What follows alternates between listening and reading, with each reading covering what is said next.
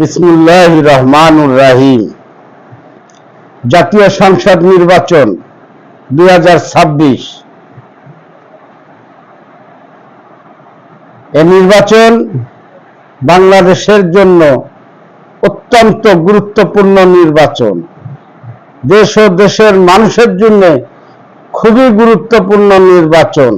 বিংশ শতাব্দীর দ্বার প্রান্তে এসে এবং বিশ্বযুদ্ধের দাবামা বেজে চলেছে, যখন সারা পৃথিবীতে টান টান উত্তেজনা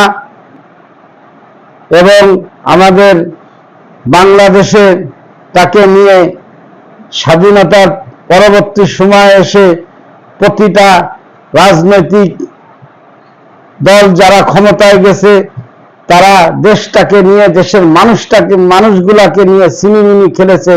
তারা তাদের আখের গুছিয়েছে, তারা হাজার হাজার কোটি টাকার মালিক হয়েছে, বিদেশে গাড়ি বাড়ি ব্যবসা প্রতিষ্ঠান বানিয়েছে।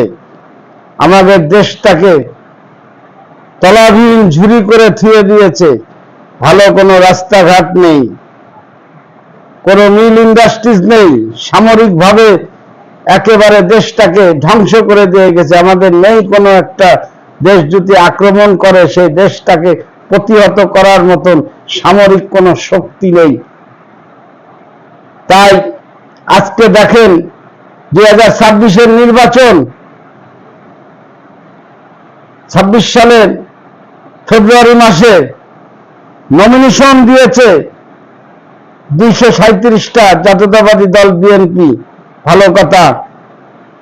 এই নমিনেশন নিয়ে কেন দেশে এত বিশৃঙ্খলা হচ্ছে? সাতক্ষীরায় আমার এক গাড়ি পুড়িয়ে দিল, আমার এক শ্রমিক ভাই, আমার এক ড্রাইভার শ্রমিক ভাই মরে গেল। আজকে তার পরিবারের কি হবে? আজকে সেই গাড়ির মালিকটার কি হবে? তারা সবাই পথে বসে গেল। এর দায়ভার কে নেবে? ভালো কথা, আপনারা নাম রাজনীতি করেন, আপনারা নমিনেশন দিয়েছেন, আপনারা যে না নমিনেশন পাননি, ভালো কথা, আপনাদের দলের অফিস আছে, অফিস ভাঙচুর করেন। আপনার দল ঢাকা আছে, নেতারা আছে, ঢাকায় আপনারা লং মার্চ করেন, প্রতিবাদ করেন, দলের উপরে প্রতিবাদ করেন। কেন সাধারণ মানুষের ক্ষয়ক্ষতি করছেন?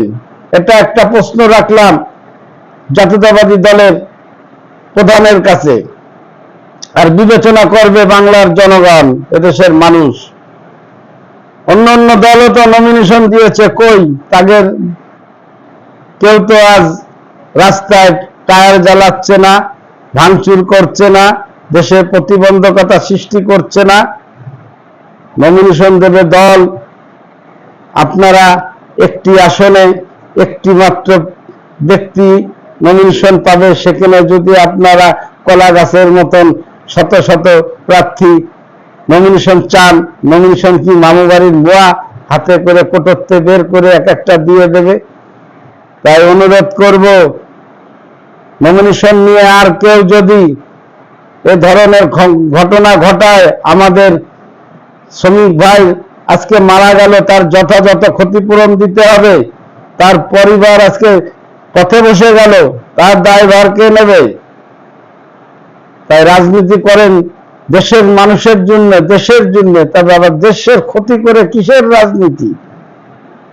মানুষ হত্যা করে কিসের রাজনীতি বুঝান আমাদের। তাই সকলে সুষ্ঠু, শান্ত এবং দেশ ও দেশের মানুষের জন্য কি করবেন, আগামী পাশ করে জনগণের আকাঙ্ক্ষার কি প্রতিফলন ঘটাবেন, কিছুই তো ঘটাতে পারবেন না। এইসব আশ্বাস দিয়ে মানুষের আস্থা কুড়ান, রাজপথে এই ধরনের বিশৃঙ্খলা ঘটিয়ে আমাদের শ্রমিক ভাইদের জীবন নিয়ে ছিনিমিনি খেলেন না, গরিব মানুষের রুটি রুজি নিয়ে ছিনিমিনি খেলেন না। তাই প্রতিটা রাজনৈতিক দল সংযুক্ত হয়ে তারা আগামী নির্বাচনে মানুষের মন জয় করে কিভাবে মানুষের ভোট তাদের প্রতীকে দেওয়ার ব্যবস্থা করবে, সেই ব্যবস্থা করেন। রাজনীতি মানে জনগণের দাসত্ব করা, জনগণের কর্মচারী, জনগণের ভালো মন্দ দেখা, জনগণের কর্মসংস্থার ব্যবস্থা করা, জনগণের কোন মানুষটা না খেয়ে আছে তার অন্যের ব্যবস্থা করা, কোন মানুষের চিকিৎসা হচ্ছে না চিকিৎসার ব্যবস্থা করা, কোন মানুষ কোন রাস্তাটা নষ্ট হয়ে গেছে মানুষের চলাচলের অযোগ্য হয়ে গেছে সেই রাস্তাটা করা, নিজে না খেয়ে অন্যকে খাওয়ানো, নিজে মানুষের 28 রকমের তরকারি গোশ মাছ খাওয়া, এটা রাজনীতি না। রাজনীতি মানে নিজে নুন ভাত খেয়ে অন্যকে মাছ ভাত খাওয়ানো, এটার নামই রাজনীতি। আমাদের দেশে এই রাজনীতি কায়েম হবে ইনশাআল্লাহ। বিবেক তুমি সাড়া দাও, যোগ্য প্রার্থীকে ভোট দাও। সকলে ভালো থাকবেন, সুস্থ থাকবেন।